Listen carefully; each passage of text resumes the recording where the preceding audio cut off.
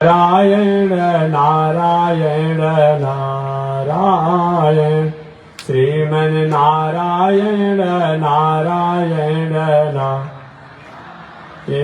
श्रीमन नारायण जगोदारायण श्रीमन नारायण जगोदारा लक्ष्मी नारायण नारायण नारायण लक्ष्मी नारायण। अरे ढेर बनाने में आप बिगाड़ दे रहे हैं, जितना बना रहे हो उतना बिगाड़ दे रहे हैं। पहले जो ठीक है उसे खेलिए अपने पर, आप इतना बनाने में उसको बिगाड़ दे रहे हैं बार बार। अनंताचार्य कृपया वेदांत द्वयपारगम रामकृष्णांग्रिषड्भक्तं विश्वक्सेन मुनिं भजे। काषायं यज्ञसूत्रं शुचिवपुषि तथा चौदपुण्ड्रं च बाले।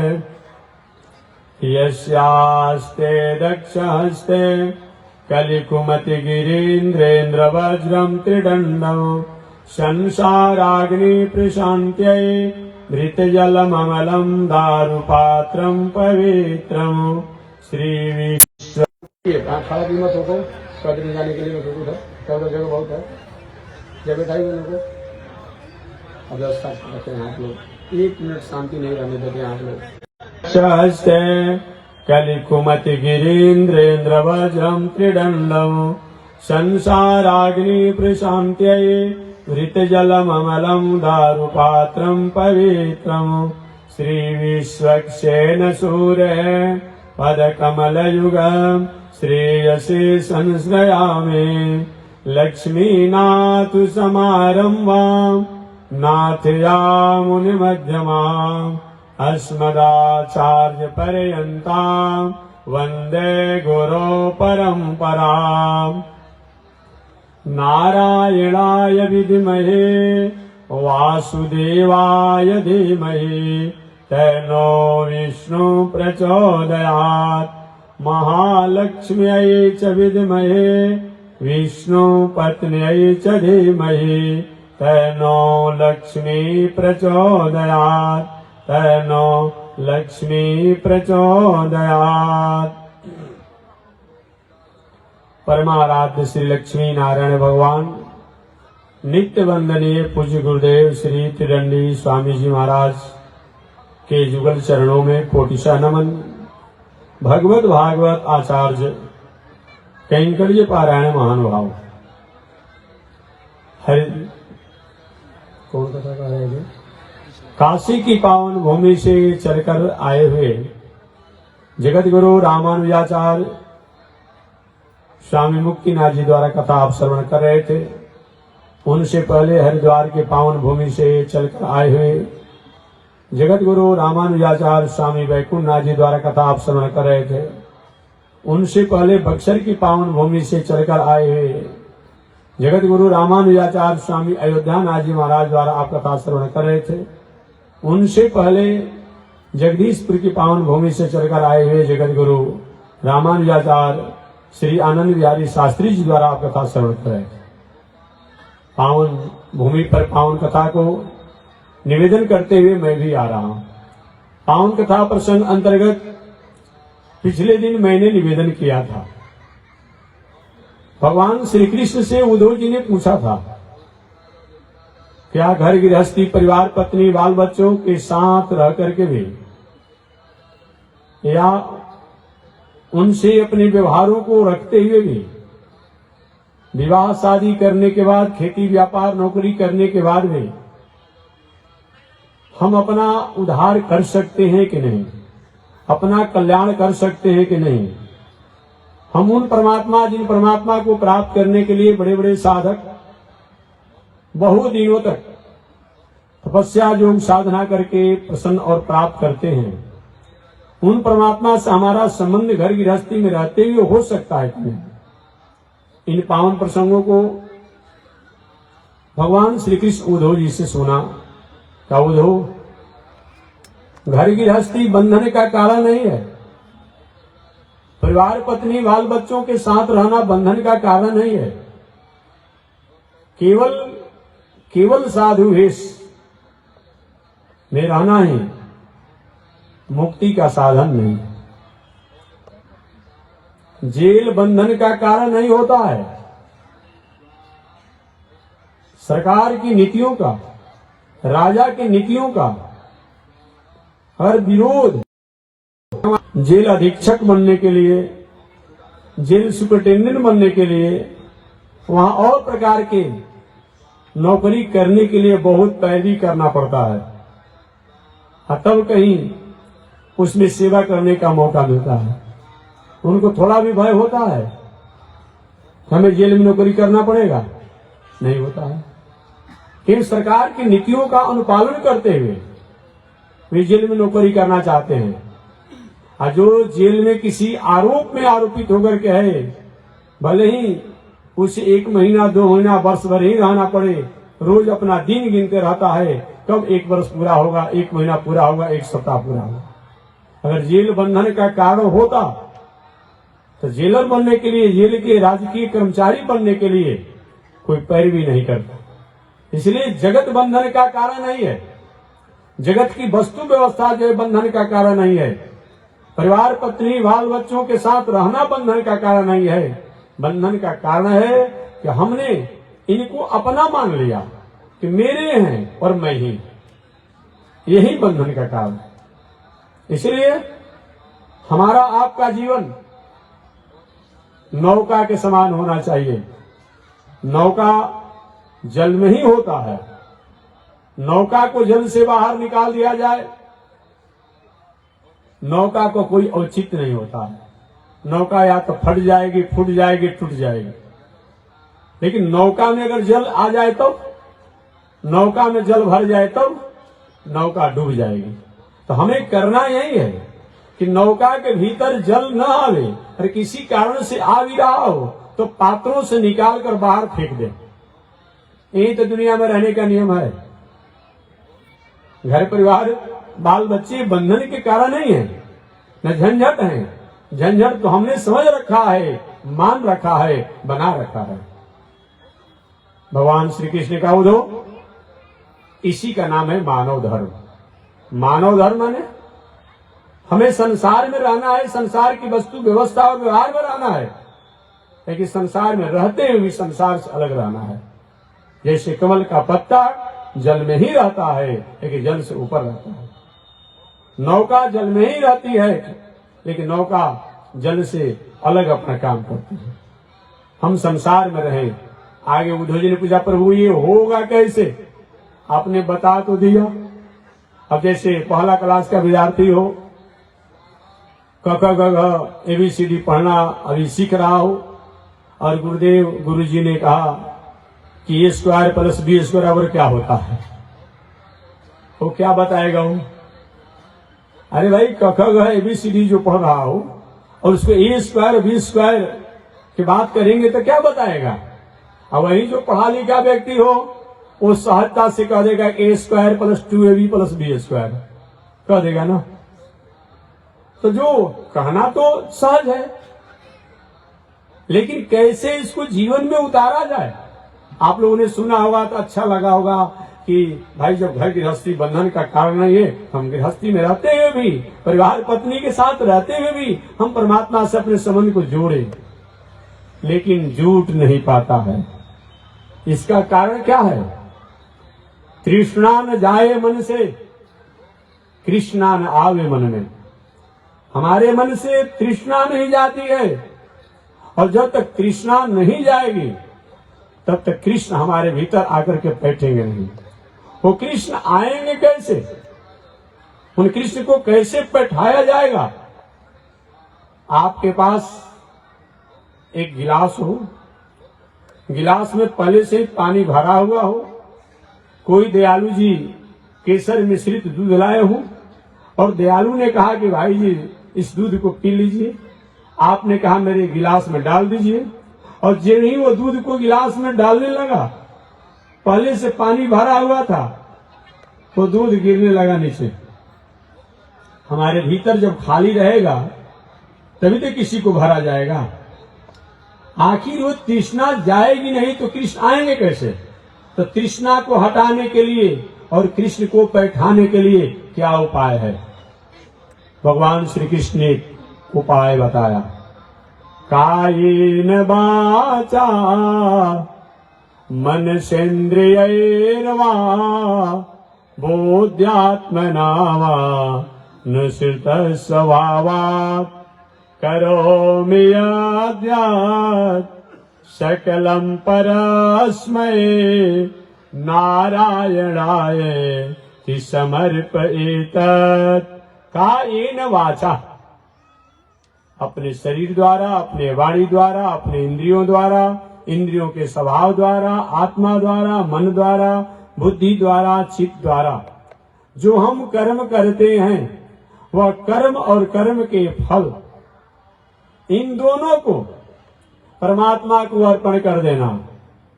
जैसे जग हो रहा है, ठीक है, महात्मा जी जीयर स्वामी जी जग करा रहे हैं, लेकिन संकल्प क्या हो रहा है? संकल्प क्या हो रहा है? जो कुछ भी जग का सुकृत होगा, पूर्ण होगा, प्रभु आपके चरणों में मैं समर्पित कर रहा हूं। इससे होता क्या है? सरकार के पदाधिकारी हूं, अधिकारी हूं, सरकार ने जिम्मेदारी दिया है, इस तरीका से शेड्यूल और दिनचर्या के अनुसार रहना है, तो चाहे वो घाटा या नाफा जो कुछ भी होता है, नाफा भी हुआ सरकार का हुआ, घाटा भी हुआ सरकार का हुआ। कार्य करने वाला कर्मचारी अपनी ईमानदारी से जिम्मेदारी को संभाले।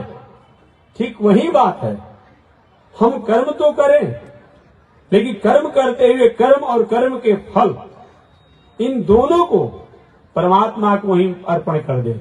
बस हमारा जीवन का हर व्यवहार जो है हमारे लिए उपासना हो जाएगी, हमारे लिए आराधना हो जाएगी, हमारा पूजा हो जाएगा, हमारा यज्ञ हो जाएगा, हमारा धर्म हो जाएगा, हमारा तीर्थ व्रत हो जाएगा।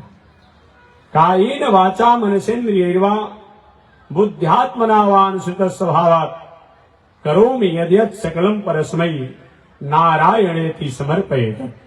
यही मानव धर्म है। मानव धर्म में आप छोटे छोटे बच्चे हैं, स्कूल समय से भेजना है, ले जाइए। ले जाते समय ये मानिए परमात्मा ने हमें गिफ्ट दिया है, हमें पुरस्कार दिया है। इन बच्चों को संस्कारी बनाना हमारा फर्ज बनता है, हमारा यह मर्यादा बनता है। ये मान करके तो बच्चों को स्कूल पहुंचाइए, शिक्षा दीजिए। लेकिन ये अगर हमने कामना कर लिया फल की कि बच्चे पढ़ लिख कर बड़े आदमी हो जाएंगे, बड़े अफसर होंगे, तब बुढ़ापे में कहीं अपने पास बुला करके हमारी सारी थकावट को दूर कर देंगे। यदि किंचित कहीं ऐसा नहीं हुआ तब टेंशन हो जाएगा, अटेंशन हो जाएगा, डिप्रेशन हो जाएगा। आप बच्चों को पढ़ाइए, शिक्षित और संस्कारी बनाइए, लेकिन एक कामना लेकर मत बनाइए कि बच्चा पढ़ लिख के बड़ा आदमी बनेगा तो बुढ़ापा में हमारी सेवा करेगा। सेवा करेगा कि बाहर करेगा, अलग करेगा, कौन जानता है। तो हमारे आप में यही दोष है, हम कर्म तो करते हैं लेकिन फल की आकांक्षा बहुत लंबी कर लेते हैं। इसीलिए मानव जीवन में अशांति है। मैं कुछ दिन पहले था बंगाल, दुर्गापुर में आए भी लोग हैं, तो एक महानुभाव ने हमसे पूछा कि महात्मा जी शांति का क्या उपाय है। हमने कहा कि दुनिया में कोई उपाय नहीं है। शायद हमसे सुनना चाहते होंगे कि महात्मा जी कोई पूजा बता देंगे, कोई पाठ बता देंगे या कोई जप बता देंगे, बस शांति मिल जाएगी। हमने कहा कि शांति कोई लेटेस्ट मॉल की कोई वस्तु नहीं है, सामग्री नहीं है कि जाइएगा और कहेगा 250 ग्राम तौल दीजिए, आधा किलो तौल दीजिए। ऐसा शांति नहीं है, ऐसा शांति नहीं है। ये महात्मा तो कैसे शांति मिलेगी? मैंने कहा शांति का एकमात्र उपाय है चित्त वृत्ति निरोध योग। हमारी चित्त की चंचलता जो है, हमारी अरमान जो है, हमारी वांट जो है, हमारी इच्छाएं जो हैं, हमारी चाहनाएं जो हैं, जो हमेशा अपने आप निरंतर बढ़ती रहती है, इस पर संयम होना यही शांति का कारण है। हमारी जैसी औकात हो, जैसा स्टेटस हो, जैसा ग्राफ हो, उससे अधिक अपने को सोच करके और उसी में व्याकुल हो जाना, यही हमारी चिंता का कारण है। जैसे आपका पुत्र है, आपकी इच्छा है कि सुबह सुबह बेटा हमारे पास आता, प्रणाम करता, हमारी समाचार लेता। अगर उसके अनुकूल वो नहीं करता है तो मन में टेंशन हो जाता है। इतना पढ़ाया लिखाया, इसको विवाह शादी किया, मकान दलान दुकान बनाया, घर से निकलता है तो बोलता तक नहीं है, और वो तो टेंशन में कम है, आप टेंशन में अधिक हो गए। अरे भाई, आपका जो फर्ज था आपने किया, वो नहीं करता मत करे। तो जो हम किसी प्रकार की चाहना जो करते हैं, इच्छा जो करते हैं, वांट जो करते हैं, यही हमारी अशांति का कारण है, और बाकी दुनिया में अशांति का कारण नहीं है। धन ही अगर सुख का कारण होता तो धनी आदमी को तो कहीं किसी प्रकार चिंता नहीं होनी चाहिए। क्या धनी आदमी को कम चिंता है? धनी आदमी को कम चिंता है। सुबह से शाम तक और शाम से सुबह तक रात भर सोते रहता है, कैसे मैनेजमेंट करना है, कहाँ हिसाब देना है, कहाँ सेटलमेंट करना है। रात दिन उस धन को समझाने और सेट करने में पूरा उसकी रात और दिन बीत जाती है। देखेंगे धनी आदमी होंगे तो, और आज के जमाना में तो सरकार का ऐसा अनेक प्रकार के ऑफर आ गया है, ये कीजिए वो कीजिए वो कीजिए, बेचारे परेशान लोग हैं। धन तो कमा लिया अपने श्रम करके, लेकिन उस धन को हिसाब देने में परेशान है। देखेंगे धनी लोग अपने आप में विचार करेंगे, रात में और दिन में केवल उस धन की रक्षा करने के लिए, धन की सुरक्षा करने के लिए, धन के ब्यौरा को सिस्टम में लाने के लिए 24 घंटा बेचारे परेशान हैं। यही तो अशांति का कारण है। तो धन से केवल अगर शांति हो जाता तो धन होने पर तो लोगों को शांति हो सकती थी, नहीं हो पा रहा है। अरे कहा जाए कि परिवार बाल बच्चे बहुत लोग हैं, उनको तो अशांति नहीं होनी चाहिए। कि परिवार तो है लेकिन मेरे अनुशासन आज्ञा में नहीं है, इसीलिए अशांति कारण है। तो सबसे मुख्य अशांति कारण है कि हमने अरमान इच्छा चाहना जो किया, हमारे अनुकूल अगर नहीं हुआ तो वही हमारे अशांति का कारण हो जाता है। अतः जीवन में चाहिए कि हम कर्म तो करें, अगर कर्म करने के बाद सम परिस्थिति होता हो, हमारे अनुकूल होता हो, तभी परमात्मा की कृपा माने। अगर प्रतिकूल होता है तभी परमात्मा की कृपा माने। दोनों में अपने आप में कहीं सोच नहीं करना, यही शांति का कारण है। दोनों परिस्थिति में एक प्राचीन काल में 3 मित्र थे। उन 3 मित्र में एक दिन एक मित्र ने पूछा, भाई जी क्या समाचार है? उसने कहा समाचार तो यही है कि मेरी पत्नी जो है मुझे छोड़ करके चली गई। उन्होंने कहा भगवान ने बहुत बड़ी कृपा किया, पत्नी इतनी संस्कारी थी, मर्यादा में रहने वाली थी, उसकी स्नेह बंधन में मैं बंधा रहता था, कम से कम चल गई तो भगवान की बहुत मैं कृपा मान रहा हूं। चली तो गई हो, भगवान का बहुत बड़ी कृपा मान रहा हूं कि कम से कम हमें पूजा साधना और समाज की सेवा में समय निकल पाता है, तो समय नहीं निकलता था। अतः अच्छा हुआ कि समाज की सेवा करने का मौका उसने दे दिया। विषम परिस्थिति में भी अनुकूल परिस्थिति का अनुभव करना, यही शांति का कारण। पत्नी चली गई, अपने से भोजन बनाना पड़ता है, बहुत प्रकार के परेशानियों का सामना करना पड़ता है।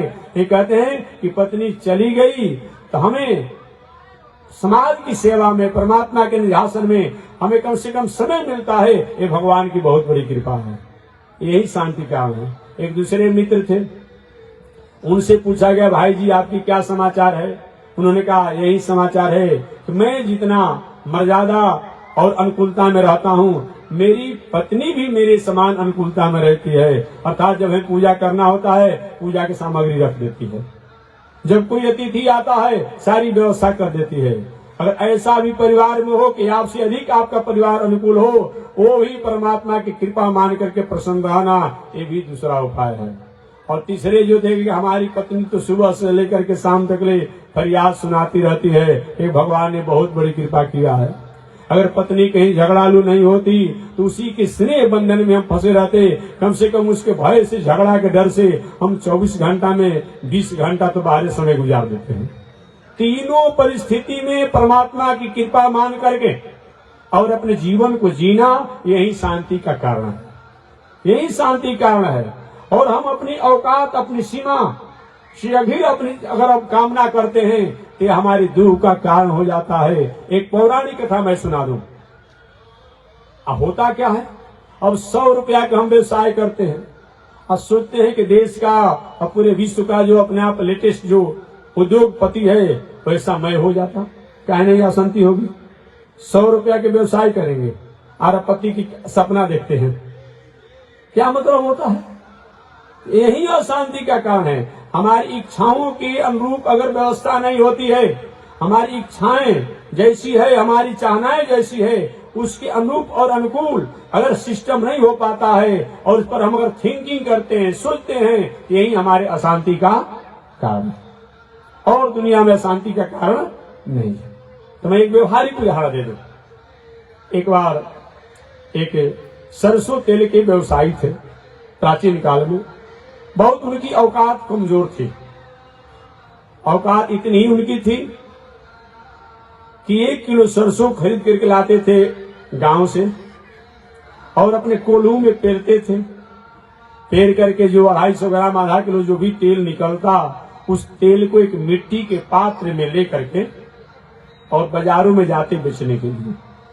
और समझिए कितनी उनकी औकात थी। 1 किलो सरसों खरीदते, अपने ही घर पर कोल्हू में पेरते, पेर करके मिट्टी के पात्र में घड़े में ले जाते और बाजारों में बेचते कहीं अपने आप में चौक चौराहे पर। उससे जो लाभांश होता उन्हें आगे के कार्य करते। इसी तरीका से वे अपना प्रवस्ती करते थे। समय आते आते उन व्यवसायी के पास लगभग 10 किलो सरसों खरीदने का औकात हो गई। 10 किलो तेल भी लगभग उसके अनुपात में 3-4 किलो की व्यवस्था भी कर लेते। मिट्टी के घड़े में सरसों का तेल लेकर के बाजार में जा रहे थे। मन में कामना है, अरे इसी तरह से अगर हमारा लाभांश होते रहेगा, फायदा होते रहेगा, तो हम तो जिला के एक नामी धनी उद्योगपतियों मेरा नाम हो जाएगा। 3 किलो 4 किलो सरसों का तेल बेचने को ले जा रहे हैं, लेकिन अरमान कामना क्या है, चाहना क्या है, इच्छा क्या है, अपने को उद्योगपति मान लिया जिला का लेकर जा रहे थे। कहते कि अगर इतना उद्योगपति मेरा भी नाम हो जाएगा तब अभी तक जो विवाह नहीं हो रहा है वो विवाह भी मेरा हो जाएगा। पुनः मन में ही संकल्प और विकल्प करते हैं। विवाह हो जाएगा तब क्या होगा कि विवाह होगा तो बच्चे होंगे। अब मन में कामना करके बच्चा कहीं नटखट स्वभाव होगा तब क्या करेंगे। तब कहते हैं कि बच्चा अगर नटखट स्वभाव होगा तो उसकी माता के गोद में उसको छोड़ देंगे।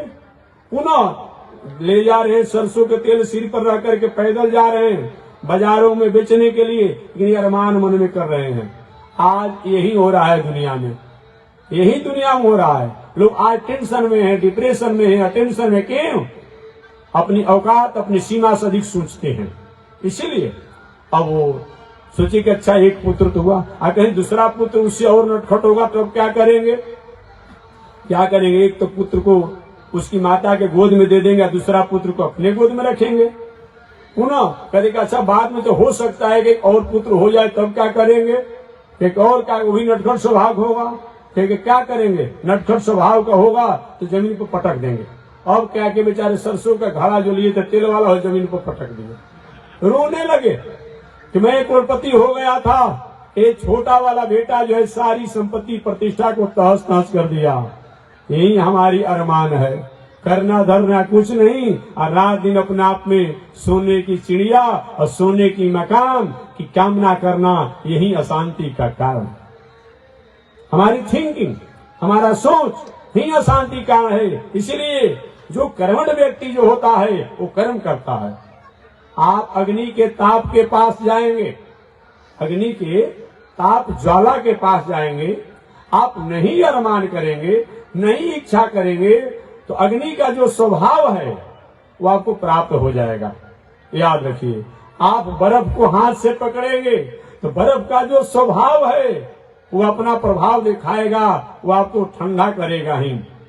बात समझ लीजिए, बर्फ अपना स्वभाव दिखाएगा, अग्नि अपना स्वभाव दिखाएगा, तो हम नहीं भी अरमान करेंगे, नहीं भी कामना करेंगे और कर्म करेंगे तो कर्म का जो फल है वो हमको ही प्राप्त होगा, दूसरे को प्राप्त नहीं होगा। ये विचार करके धीर पुरुष और वीर पुरुष होता है वो कर्म करता है।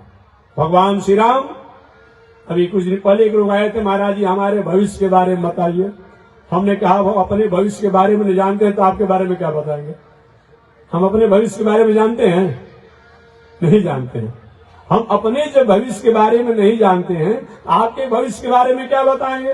हम वर्तमान समय में, इस समय मीडिया में और चैनलों पर बेचारे चल रहे हैं भविष्य बताने वाले लोग, भाई वो भले कुछ हो, लेकिन मैं नहीं जानता हूं, मैं नहीं जानता हूं। हम जानने के बाद क्या है, भविष्य बताने तो चले थे वशिष्ठ जी महाराज, क्या हो गया, कथा आप नहीं जानते हैं। वो साधारण विद्वान नहीं थे वशिष्ठ जी, राम जी को राजा बनाने के लिए मुहूर्त निकाले थे कि राम जी को अगले दिन अयोध्या के राज सिंहासन पर बैठाया जाएगा। अब भविष्य बनाने वाले कौन है, ये साधारण को नहीं, सो गोसाई जो विधिगति छेके, जो ब्रह्मा जी की लेखनी पर भी संशोधन करने का, विचार करने का अधिकार रखते हो, ऐसे वशिष्ठ ऋषि द्वारा राम जी को राजा बनाने का मुहूर्त निकाला गया था, राज तिलक करने का मुहूर्त निकाला गया था। अब हुआ क्या, वनवास हो गया अगला दिन। अब कौन भविष्य बता सकता है जी। सो गोसाई जो विधिगति छेके, ब्रह्मा की गति को जो संशोधन और विचार करने का अधिकार रखने वाले वशिष्ठ ऋषि, अभी जब उनका भविष्य जो है वो बताने में अपने आप में डोल गए, तो हम और आप कौन हो सकते हैं, दुनिया में कौन बताने वाला बताएगा। इसलिए मैं निवेदन करना चाहूंगा, हम कर्म करें। भविष्य और भाग हमारे ठीक है, 100 बात हम कहेंगे, अयोग बात हमारा सत्य कहीं हो जाए, ये महात्मा जी कह दी हो गया। ये तो कोई भी व्यक्ति 100 बात कहेगा, 1-2 बात 5 बात सत्य हो जाएगा। ये कौन बड़ी बात है, क्योंकि परमात्मा द्वारा हम भेजे गए हैं, परमात्मा के हम हैं, तो कहीं नहीं होगा। इसलिए भविष्य भाग की बात मत कीजिए, आप कर्म की बात कीजिए। और कर्म जब करेंगे, कर्म ही हमारा भविष्य है, कर्म ही हमारा भाग्य है, कर्म ही हमारा प्रारब्ध है, कर्म ही हमारा सब कुछ है। कर्म हमारा ठीक है तो भविष्य हमको छोड़कर कहीं नहीं जाएगा, और कर्म हमारा ठीक नहीं है तो हमारा भविष्य और भाग हमारे रहते हुए भी हमारे से दूर चला जाएगा। इसलिए क्या विभीषण जी कभी अपना भविष्य के बारे में सोचे होंगे? भविष्य के बारे में सोचने की उनकी ताकत थी जी। इस अपने भाई के लात के प्रहार से लंकापुरी छोड़कर भाग गए। जो सुग्रीव जी वानरराज बाली के प्रभाव से अपने किष्किंधापुरी छोड़कर भाग गए, वो कहीं भविष्य की बात कर सकते हैं? नहीं कर सकते हैं। लेकिन क्या हुआ, जो रावण सम भविष्य को जानने वाला था, समझने वाला था, जो वानरराज बाली ऐश्वर्य और अनेक प्रकार के प्रभुता को संपन्न थे, लेकिन न जाने उनका कर्म के बिगड़ने के कारण, कर्म से विचलित होने के कारण, आचरण से विचलित होने के कारण, मर्यादा से विचलित होने के कारण कहाँ उनका भविष्य चला गया और कहाँ उनका भाग चला गया, मेरे सारा समाज और सारी दुनिया जानती है। इतिहास और पुराण सब पता। जीवन में कर्म ही हमारा भविष्य है, कर्म ही हमारा भाग है, कर्म ही हमारा सब कुछ है। अतः कर्म कीजिए, भविष्य आपके पास आ जाएगा। नहीं भी होगा, आपके पास आ जाएगा। इसलिए कर्म का कभी त्याग नहीं करना चाहिए। कभी कभी लोग कहते हैं महात्मा जी कर्म तो करते हैं लेकिन फल नहीं मिलता है। लोग कहते हैं कर्म तो करते हैं, फल नहीं मिलता है, तो क्या करें। मैं भी उन्हीं की भाषा में कभी कभी निवेदन कर देता हूँ, कर्म आप करते हैं, फल नहीं मिलता है, तो बिगड़ क्या रहा है, बिगड़ रहा है क्या। अरे भाई, आपको सर्दी खांसी बुखार हुआ हो, दवा खा रहे हो, डॉक्टर से दिखा रहे हो, अब फिर भी रोग ठीक नहीं हो रहा हो, सर्दी बुखार ठीक नहीं हो रहा है, दवा बदल दीजिए, डॉक्टर बदल सकते हैं। ऐसा नहीं होगा कि सर्दी खांसी बुखार ठीक नहीं हो रहा होगा तो एल्ड्रिन की शीशी और सल्फास का गोली खाएंगे, कि जब दवा से रोग ठीक नहीं हो रहा है तो चलो अब सल्फास की गोली खाएंगे, अब एल्ड्रिन का शीशी पिएंगे। ऐसा होगा क्या? नहीं होगा। इसलिए कर्म करने के बाद भी अगर हमारा नहीं हो रहा है भाग, ठीक है, फिर भी कर्म करेंगे, एक दिन वह भाग जो हमसे दूर भाग रहा है वो हमारे पास आ जाएगा। भगवान श्री राम कर्म करते रहे, भगवान श्री राम कर्म करते रहे, विभीषण जी कर्म करते रहे, सुग्रीव जी कर्म करते रहे। परिणाम क्या हुआ? जो भगवान श्री राम से भविष्य और भाग बहुत कोसों दूर भागा था, जिस कैकेयी ने राम जी को वनवास की बात करती थी, वही कैकेयी जो है पूरे अयोध्या में कहती है कि राम जी के बिना अयोध्या का राज कैसा, राम जी के बिना अयोध्या का राज कैसा। और आप कहीं पढ़ेंगे श्री रामायण में बताया गया है, जब भगवान श्री राम 14 वर्षों के बाद लौट करके जब आए तो सबसे पहले कैकेयी जो है अपने थाल में पुष्प और जो राज तिलक के जो मर्यादा और स्वागत का जो उपकरण होते हैं वो लेकर के सबसे आगे बढ़ी है। इससे बड़ा और क्या हो सकता है कर्म भविष्य का कारण, इससे बड़ा क्या हो सकता है। इसलिए मानव जीवन में कर्म हमें करना चाहिए, भले भविष्य हमारे नहीं हो, हमारा भाग नहीं हो, हमारा प्रारब्ध नहीं हो, लेकिन कर्म करने से एक दिन वह भविष्य और भाग हमारे पास और हमारे साथ आ जाएगा। यही मैं निवेदन कर रहा हूं। तो मैं निवेदन करना चाहता कि शांति अशांति का कारण, यही शांति अशांति का कारण है।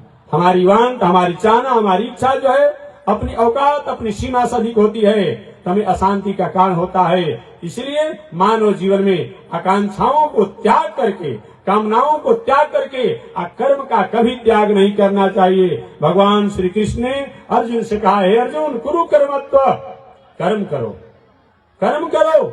और कर्म करने का परिणाम होगा कि कर्म जो है वो हमारे जीवन को प्रशस्त मार्गों पर लगाने में सक्षम होता है। इसलिए यही आज संदेश प्राप्त होता है। तो मैं चले आगे बढ़ता हूं। भगवान श्री कृष्ण ने उद्धव से कहा, उद्धव आपने कहा कुल परमात्मा के प्रति हमारी समर्पण की भावना कैसे होगी। कहा एन वाचा मनसेन्द्रियर्वा बुद्ध्यात्मनावानुसृत स्वभावात् करोमि यद्यत् सकलम परस्मै नारायणेति समर्पयेत्। उन नारायण के प्रति हमारा समर्पण कैसे होगा। भगवान श्री कृष्ण का उद्धव, इसके लिए तुम्हें ईश्वर और ईश्वर के भक्तों को और भक्ति को जानना होगा। ईश्वर को भी जानना, ईश्वर के भक्तों से संबंध रखना और भक्ति करना, इन तीनों के बिना हमारा जीवन अधूरा है। कुछ लोग ईश्वर के मानते हैं, कुछ लोग ईश्वर को मानते हैं, ईश्वर के भक्तों को नहीं मानते हैं। कुछ लोग ईश्वर के भक्तों को मानते हैं तो भक्ति को नहीं मानते हैं। लेकिन तीनों होना चाहिए, ईश्वर, ईश्वर के भक्त और ईश्वर की भक्ति। ईश्वर किसे कहते हैं, परमात्मा किसे कहते हैं, ब्रह्म किसे कहते हैं, भगवान किसे कहते हैं। एकाक्षरी कोश के अनुसार भ शब्द प्रकाशवाचक, ग शब्द ज्ञानवाचक, व शब्द वैभव वाचक, न शब्द नेक वाचक, इसी का नाम भगवान है। भ शब्द प्रकाशवाचक, जिससे पूरे दुनिया का प्रकाश है, सबकर परम प्रकाशक एहू, और वो अपना प्रकाश हटा लेते हैं, खींच लेते हैं। ये दुनिया को लोग कहते हैं अब फेंक दीजिए, फूक दीजिए, गाड़ दीजिए। जो भस्म प्रकाशवाचक, जो पूरी दुनिया के प्रकाश का कारण हो, उनको भगवान कहते हैं। भस्म प्रकाशवाचक। ग शब्द ज्ञानवाचक, जो ज्ञान के सूचक हैं, उनको भगवान कहते हैं। उन्हीं के ज्ञान के कारण कालिदास जैसे भी लोग आज महाकवि के नामों से जाने जाते हैं। कालिदास जी का नाम आपने सुना होगा, पढ़े भी होंगे। कालिदास ऐसी अपनी दिनचर्या को जीने वाले थे, शायद कभी कभी ऐसा सुना और देखा जाता होगा। कालिदास जी जिस वृक्ष पर बैठ करके सूखी लकड़ियों को काटते तो जो मूल जो होता